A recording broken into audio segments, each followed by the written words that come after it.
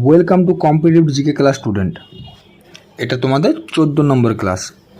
তো দেখো, প্রতিটা ক্লাসে আমি বলি যে তোমরা ক্লাসটি প্রথম থেকে শেষ পর্যন্ত দেখবে, কারণ এইখানে আমি কোশ্চেন অ্যান্সার সাথে সাথে বাকি যে অপশানগুলো আছে সেগুলো নিয়ে আলোচনা করব এবং এক্সট্রা কিছু কোশ্চেন নিয়ে আলোচনা করব। কারণ দেখো, জিকে যত ডিটেলসে জেনে রাখবে তত কিন্তু এক্সামে কাজে লাগবে। কারণ জিকে কোনখান থেকে কোশ্চেন আসবে না আসবে ডাইরেক্ট তো কেউ বলতে পারবে না। তো যত ডিটেলসে জানবে তত গুরুত্বপূর্ণ। ওকে, চলো বেশি কিছু না বলে ক্লাসটি স্টার্ট করা যাক। আর ক্লাসটির শেষে যদি ক্লাসটি ভালো লেগে থাকে তাহলে ভিডিওটি লাইক এবং চ্যানেলটিকে সাবস্ক্রাইব করে দিও, যাতে পরের ভিডিওগুলো তোমাদের খুঁজতে অসুবিধা না হয়। ওকে, চলো দেখো কোশ্চেন নাম্বার 1 কী বলেছে দেখো। দ্বিতীয় পুলকেশী নিম্নলিখিত কোন রাজার সমসাময়িক ছিলেন? দ্বিতীয় পুলকেশী, অপশান এ প্রথম চন্দ্রগুপ্ত, অপশান বি দ্বিতীয় মহেন্দ্র বর্মন, অপশান সি স্কন্দগুপ্ত, না অপশান ডি হর্ষবর্ধন। তা দ্বিতীয় পুলকেশী কোন রাজার সমসাময়িক ছিলেন? তোমার দেখবে এটা তোমাদের অ্যান্সার হবে অপশান ডি হর্ষবর্ধন। ঠিক আছে, হর্ষবর্ধন জানো তোমরা হর্ষবর্ধন সমসাময়িক ছিলেন। তো দেখো বলে দিই, এই যে হর্ষবর্ধন, আমি আগেই বললাম যে আমি ডিটেলসে আলোচনা করব, প্রতিটা কোশ্চেনে আমি ডিটেলসে আলোচনা করব এবং প্রতিটা ক্লাসে ডিটেলসে আলোচনা করেছি। তোমরা চাইলে প্রতিটা ক্লাস দেখে নিতে পারো। ঠিক আছে, দেখো হর্ষবর্ধন কোন বংশের রাজা ছিলেন, সম্রাট ছিলেন? মনে রাখবে, হর্ষবর্ধন হচ্ছে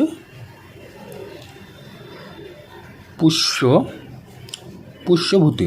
ঠিক আছে, পুষ্যভূতি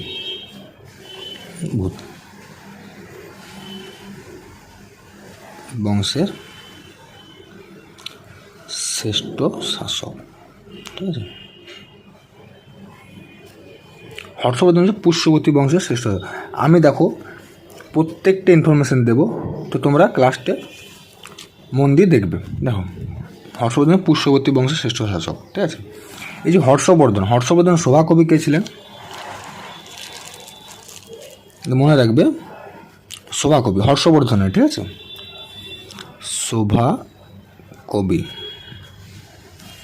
সভাকবি হচ্ছে রবি কীর্তি। ঠিক আছে, রবি কীর্তি। ঠিক আছে,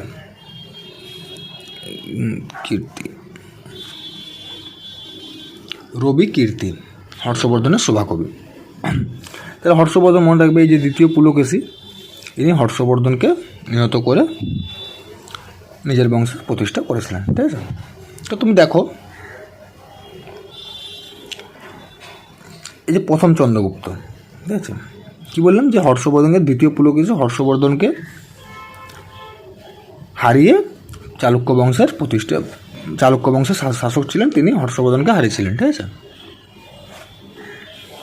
এরপর দেখো প্রথম চন্দ্রগুপ্ত, জানো তোমরা আমি আগের ক্লাসে বলেছি যে প্রথম চন্দ্রগুপ্ত আর শ্রীগুপ্ত একজনই। তাহলে প্রথম চন্দ্রগুপ্ত কে? না গুপ্ত বংশের প্রতিষ্ঠাতা। ঠিক আছে,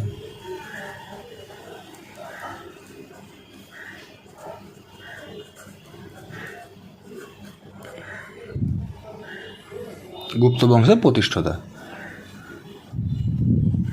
তারপর দেখেন দ্বিতীয় মহেন্দ্র বর্মন।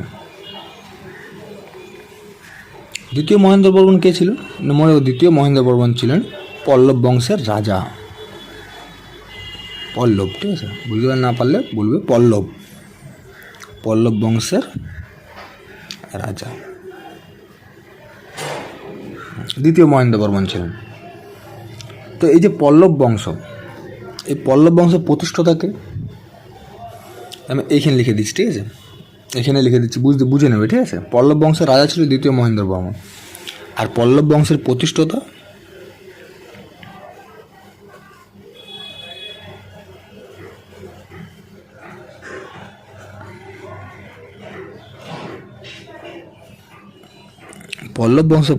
হচ্ছে সিংহ বিষ্ণু।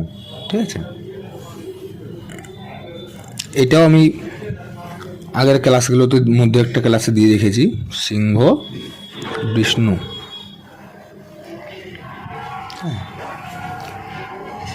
পল্লব বংশের প্রতিষ্ঠাতা, পল্লব বংশের শ্রেষ্ঠ সম্রাট, শেষ সম্রাট, এগুলো সব কিন্তু আমি আগের ক্লাসগুলোর মধ্যে একটা ক্লাসে দিয়ে রেখেছি, তোমরা চাইলে আগের ক্লাসগুলো দেখতে পারো, ঠিক আছে।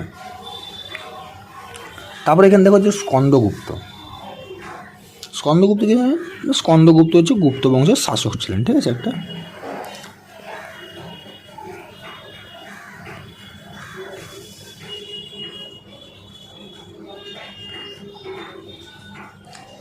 ওকে, গুপ্ত বংশের শাসক ছিলেন। হর্ষবর্ধন পুষ্য বংশের শ্রেষ্ঠ শাসক ছিলেন, তার সভাকবি ছিল রবিকীর্তি। এরপর দেখো এই দ্বিতীয় পুলকেশী, ঠিক আছে, দ্বিতীয় পুলকেশী। তো আমি এইখানে লিখে দিচ্ছি, ঠিক আছে, দ্বিতীয় পুলকেশী, কেশী বা কেশী দীর্ঘী, ঠিক আছে। চালুক্য বংশের শ্রেষ্ঠ শাসক, ঠিক আছে, চালুক্য বংশের শ্রেষ্ঠ শাসক, দ্বিতীয় পুলকেশী চলছে, ঠিক আছে। এরপর মনে রাখবে যে, সরি এক সেকেন্ড, আমার একটা ভুল হয়েছে, এটা রবিকীর্তি না, সরি রবিকীর্তি তো আমি হরবর্তে লিখে ফেলেছি। রবিকীর্তি তোমার দ্বিতীয় পুলকেশীর, ঠিক আছে। হর্ষবর্ধনের সভাকবি হচ্ছে বাণভট্ট, ঠিক আছে, বাণভট্ট, ঠিক আছে। তো তোমরা যারা যারা লিখেছিলে তারা চেঞ্জ করে নেবে। আমার এই মুহূর্তে মনে পড়লো ভুল হয়ে গেছিলো একটা, ঠিক আছে। তো যদি ভুল হয় তো আমি সেটা ক্লাসের মধ্যেই ম্যানেজ করে দেবো, ঠিক আছে, তোমাদের কোনো অসুবিধা নেই, ঠিক আছে। দেখো হর্ষবর্ধন সভা ছিল বাণভট্ট, আর এই দ্বিতীয় পুলকেশীর সভাকবি ছিলেন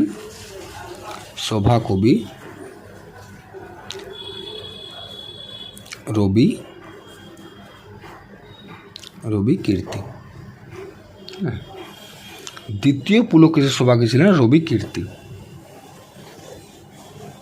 ওকে। আর হর্ষবর্ধন সভা ছিল বাণভট্ট, ওকে।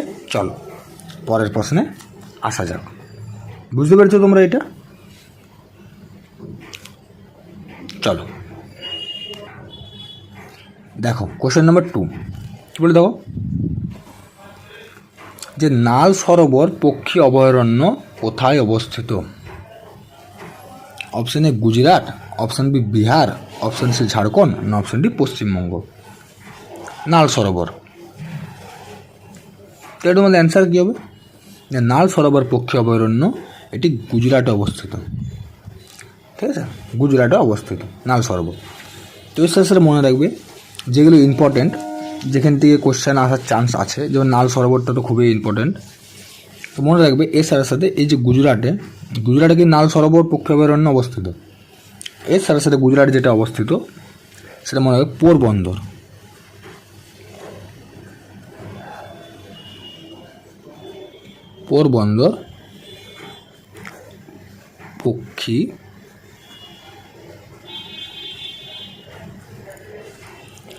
পক্ষী অভয়ারণ্য, পোরবন্দর পক্ষী অভয়ারণ্য,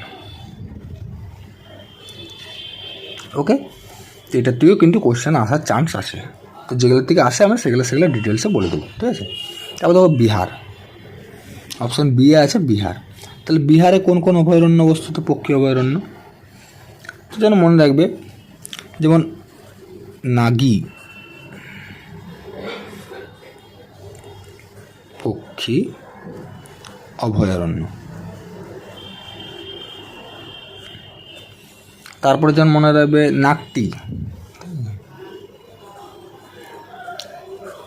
নাকটিটা কিন্তু ইম্পর্ট্যান্ট, নাকটিতে কিন্তু কোশ্চেন আসে, তো মনে রাখবে নাকটি পক্ষী অভয়ারণ্য,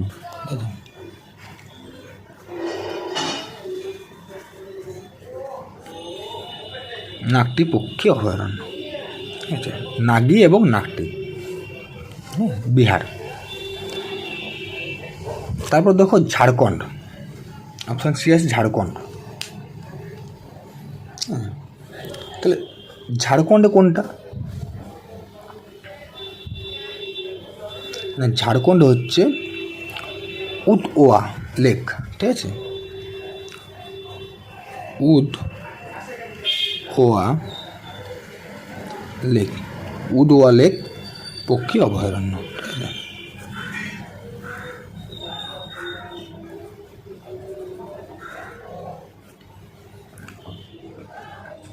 উদওয়া লেক পক্ষী অভয়ারণ্য, ঠিক আছে। তারপর দেখো পশ্চিমবঙ্গ। পশ্চিমবঙ্গের জানাটা খুবই জরুরি, যেটা পশ্চিমবঙ্গের খুবই ইম্পর্ট্যান্ট, এটা আসার চান্স খুবই বেশি, মনে রাখবে। চিন্তামণি কর, ঠিক আছে, চিন্তামণি কর পক্ষী অভয়ারণ্য। কারণ দেখো সুন্দরবন অনেকেই জানো, তো চিন্তামণি করটা মনে রাখবে, চিন্তামণি কর থেকে কিন্তু কোশ্চেন আসার চান্স আছে। ওকে, বুঝতে পারলে? চলো পরের প্রশ্নে আসা যাক। দেখো কোশ্চেন নাম্বার 3, দেখো কি বলেছে, যে জনপ্রিয় লোকনৃত্য মাটকি কোন রাজ্যের? আমি তোমাদের প্রতিটা ক্লাসেই বলি যে লোকনৃত্য, ছদ্মনাম, মুদ্রা, তারপরে তোমার যেটা বলে ক্যাপিটাল, ঠিক আছে, এগুলোর থেকে কিন্তু কোশ্চেন আসার চান্স খুবই বেশি। তো এগুলো কিন্তু তোমরা ভালো করে দেখে যাবে, আর আমি আমার প্রতিটা ক্লাসে ডিটেলসে এসব নিয়ে আলোচনা করি।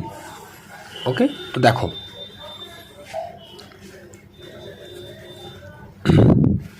জনপ্রিয় লোকনৃত্য মাটকি কোন রাজ্যের?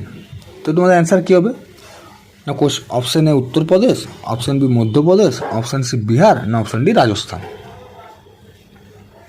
তো এটা কী হবে না, এটা তোমাদের অ্যান্সার হবে অপশান বি, মাটকি হচ্ছে মধ্যপ্রদেশ।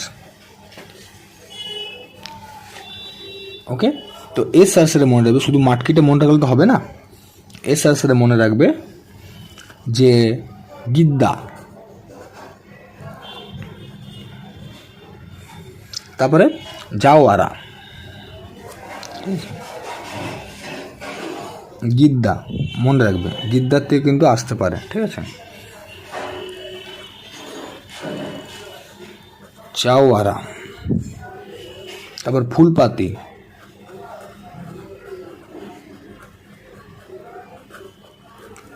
ফুলপাতি এগুলাও কিন্তু জনপ্রিয় লোকনৃত্য মধ্যপ্রদেশের, ঠিক আছে। মাটকি, গিদ্দা, জাওয়ারা, ফুলমাতি। ওকে, তারপর দেখুন অপশান আছে উত্তরপ্রদেশ। উত্তরপ্রদেশে কি মনে হয়, উত্তরপ্রদেশে রাসলীলা, রাসলীলা, রাসলীলা, তারপরে কি নটাঙ্কি,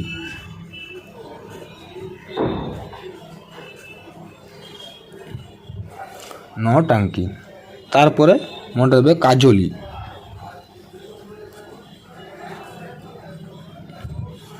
তারপর আরেকটা মনে রাখবে, এটাও চান্স আছে। তো যেগুলো যেগুলো ইম্পর্টেন্ট নাম আমি সেগুলো বলে দিচ্ছি, ঠিক আছে। আইলে এখান থেকেই কোশ্চেন আসবে, এক্সট্রা আরও ডিটেলস জিকে সব তো পড়লে হবে না, আর সবখান থেকে কোশ্চেন আসেই না, যেখান থেকে আসে আমি সেগুলো বলে দেবো। ওকে, তোমরা ক্লাসটা প্রথম থেকে শেষ পর্যন্ত দেখবে। তো দেখো রাসলীলা, নটাঙ্কি, কাজলি, আর একটা মনে হয় চরকুলা,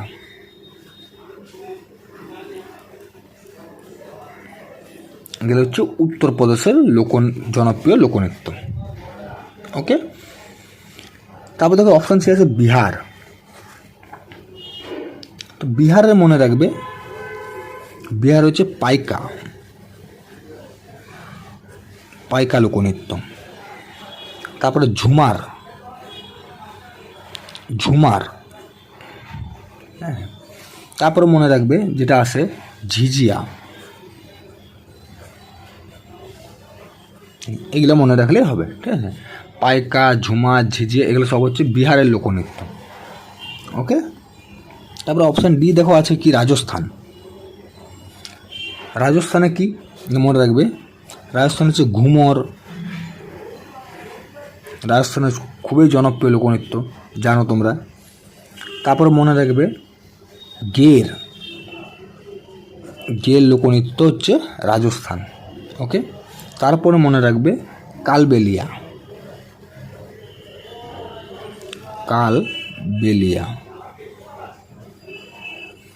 তারপর আরেকটা মনে রাখবে চেরি। এগুলোই মনে রাখবে। ওকে, বুঝতে পারলে? ঘুমর, গের, কালবেলিয়া, চেরি, এগুলো হচ্ছে রাজস্থান। ওকে, চলো পরের প্রশ্নে আসা যাক। দেখো কোশ্চেন নাম্বার 4 কী বলে, দেখো নিম্নলিখিত কোনটি সার্চ ইঞ্জিন নয়? Option A Bing, option B Yahoo, option C Safari, না অপশান ডি গুগল। তো এদের মধ্যে কোনটি সার্চ ইঞ্জিন নয়? এটা তোমাদের অ্যান্সার হবে অপশান সি সাফারি। ঠিক আছে, এটা কিন্তু সার্চ ইঞ্জিন নয়। ইয়াহু, বিং, গুগল সব সার্চ ইঞ্জিন। ঠিক আছে, এখান থেকে তোমরা সার্চ করতে পারো। সাফারি কিন্তু সার্চ ইঞ্জিন নয়। তো সাফারি একটি কী মনে রাখবে, সাফারি হচ্ছে, লিখে দিচ্ছি, iOS, ঠিক আছে, এর একটি ব্রাউজার।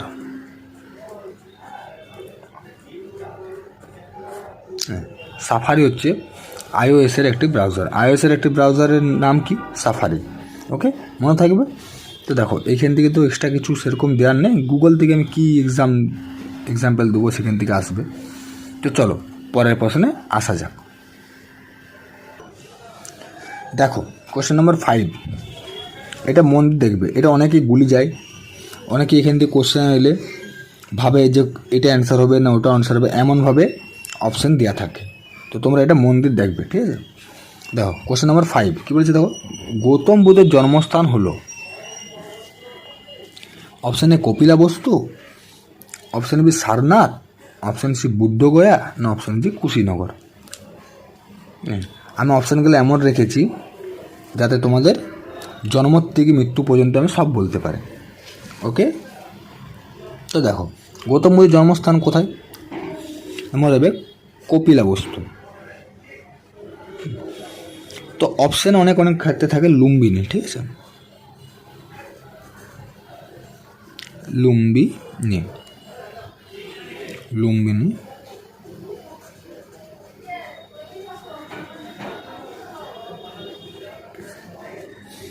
তো মনে রাখবে কপিলাবস্তুর লুম্বিনী বলে একটা জায়গাতে। ঠিক আছে, তো অপশান যে কপিলাবস্তু, যে লুম্বিনী থাকে লুম্বিনী। ওকে, বুঝতে পারছো? তারপর দেখো এখানে সারনাথ, হ্যাঁ, কপিলাবস্তু লুম্বিনী জন্মগ্রহণ করেন। এবার সারনাথে প্রথম কি করেছিলেন? মনে রাখবে এই সারনাথেই প্রথম ধর্ম প্রচার করেছিলেন।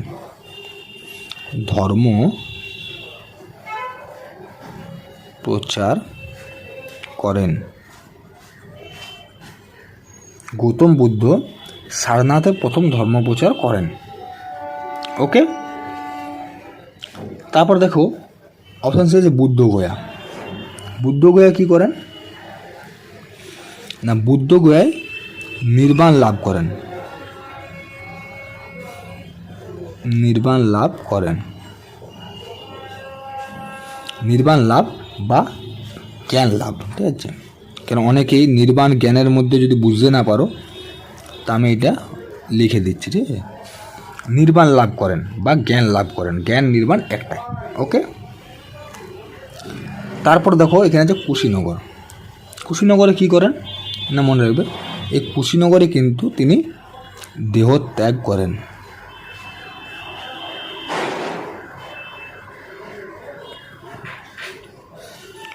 সেটা মনে রাখবে দেহত্যাগ করেন 80 বছর বয়সে। দেহত্যাগ করেন 80 বছর বয়সে। ঠিক আছে, 80। ওকে, তো সাথে মনে রাখবে একটা প্রশ্ন, যে গৌতম বুদ্ধ তার ধর্ম প্রচার করতেন কোন ভাষায়? আমি এইখানে লিখে দিই। এখানে লিখে দিচ্ছি, গৌতম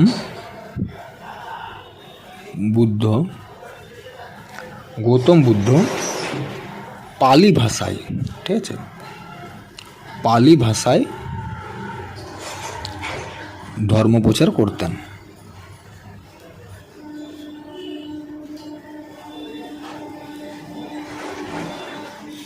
হ্যাঁ, ওই জন্য দেখবে গৌতম বুদ্ধ পালি ভাষা ধর্ম করতেন। ওই জন্য দেখবে বৌদ্ধদের প্রধান ধর্মগ্রন্থ ত্রিপিটক,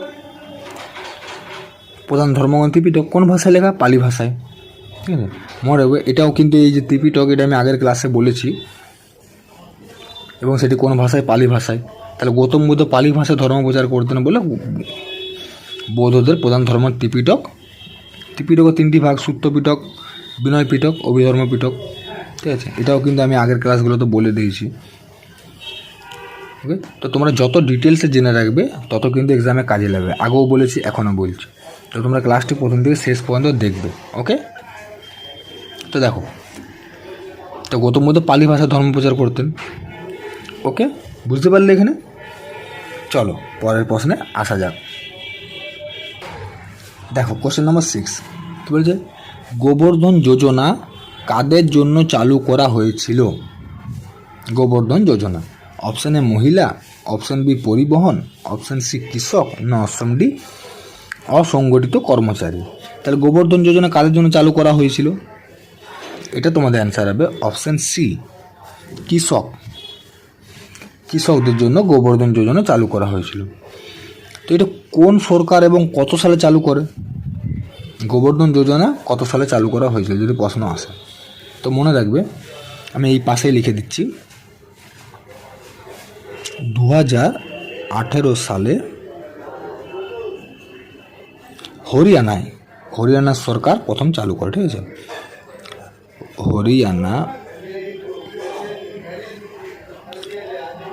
হরিয়ানায় এই যোজনা প্রথম চালু হয়।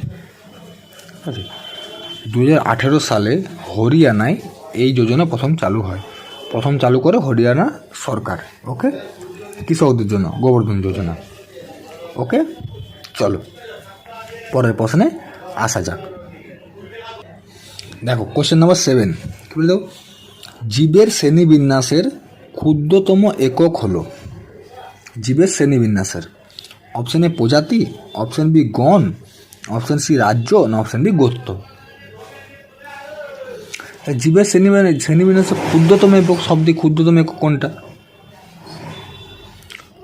না, এটা তোমাদের অ্যান্সার হবে অপশান এ প্রজাতি। প্রজাতি হচ্ছে শব্দে ক্ষুদ্রতম একক। তারপর দেখুন অপশান আছে গণ। গণ হচ্ছে, মনে রাখবে, দ্বিতীয় ক্ষুদ্রতম, মানে প্রজাতির ঠিক উপরে। ঠিক আছে, দ্বিতীয় ক্ষুদ্রতম, কারণ আসতেই পারে এটা দ্বিতীয় ক্ষুদ্রতম কোন শ্রেণীবিন্যাসের দ্বিতীয় ক্ষুদ্রতম একক কোনটি, কারণ দ্বিতীয় আসতে পারে, প্রথম ক্ষুদ্রতম আসবে, দ্বিতীয় আসবে, তৃতীয় ফৃতীয় এরকম আসবে না। ওকে, তো এই দ্বিতীয়টা মনে রাখবে আর প্রথমটা মনে রাখবে। সবথেকে ক্ষুদ্রতম হচ্ছে প্রজাতি, দ্বিতীয় ক্ষুদ্রতম হচ্ছে গণ। তারপর দেখো অপশান আছে রাজ্য। রাজ্য হচ্ছে বৃহত্তম। ঠিক আছে, বৃহত্তম একক। ঠিক আছে, দ্বিতীয় ক্ষুদ্রতম একক। ঠিক আছে, মনে, হ্যাঁ, রাজ্য হচ্ছে বৃহত্তম একক আর ক্ষুদ্রতম একক প্রজাতি। ঠিক আছে, ওকে, চলো পরের প্রশ্নে আসা যাক। দেখো কোশ্চেন নম্বর 8 কি বলে? দেখো, রাতের আকাশে কোন গ্রহকে সবচেয়ে উজ্জ্বল দেখায়? অপশান এ বুধ, অপশান বি শনি, অপশান সি শুক্র, না অপশান ডি মঙ্গল। তো রাতের আকাশে কোন গ্রহকে সবচেয়ে উজ্জ্বল দেখায়? এটা তোমাদের অ্যান্সার কী হবে? এটা তোমাদের অ্যান্সার হবে অপশান সি শুক্র। রাতের আকাশে শুক্র গ্রহকে সবচেয়ে উজ্জ্বল দেখায়। তবে এখানে দেখো বুধ সবচেয়ে উজ্জ্বল দেখায় শুক্রকে, তো সবচেয়ে কম উজ্জ্বল দেখে কাকে? না বুধ। ঠিক আছে, সবচেয়ে মনে হবে সবচেয়ে কম উজ্জ্বল দেখায়, ঠিক আছে।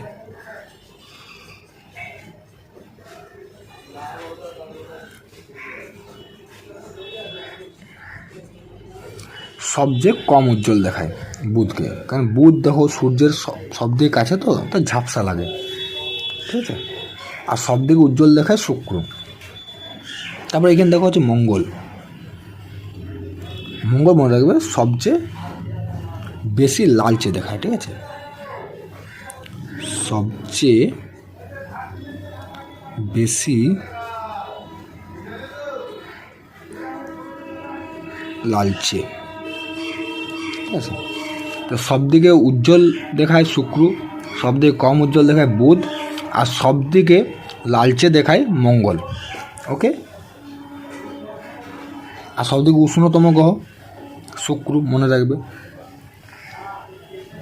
ওকে, এবারে WPSI কিন্তু কোশ্চেনটা এসেছিল, সবদিকে উষ্ণতম শুক্র, ঠিক আছে। তার সাথে মানে উজ্জ্বল দেখায়। ওকে, চলো পরের প্রশ্নে আসা যাক।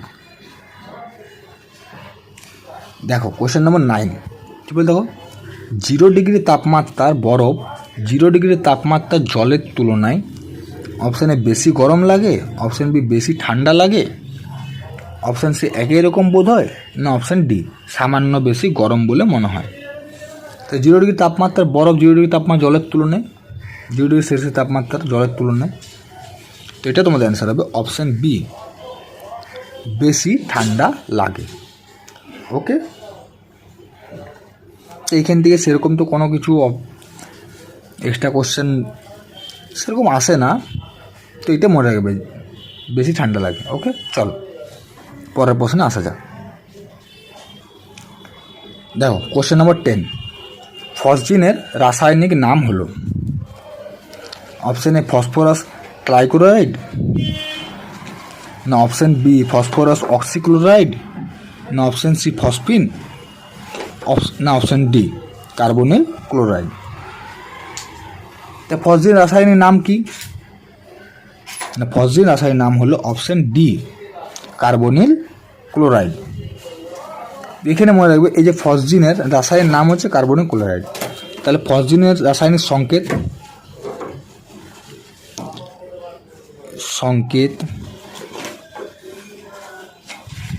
এই ফসজিনের, ঠিক আছে, ফসজিনের রাসায়নিক সংকেত কি মনে রাখবে COCl2, ঠিক আছে। ফসজিন রাসায়নিক নাম হলো কার্বনিল ক্লোরাইড, আর ফসজিন রাসায়নিক সংকেত COCl2। ওকে, চলো আজকের মতো এখানে। ভিডিওটি যদি ভালো লেগে থাকে তো ভিডিওটি লাইক এবং চ্যানেলটিকে সাবস্ক্রাইব করে দিও। ওকে, চলো।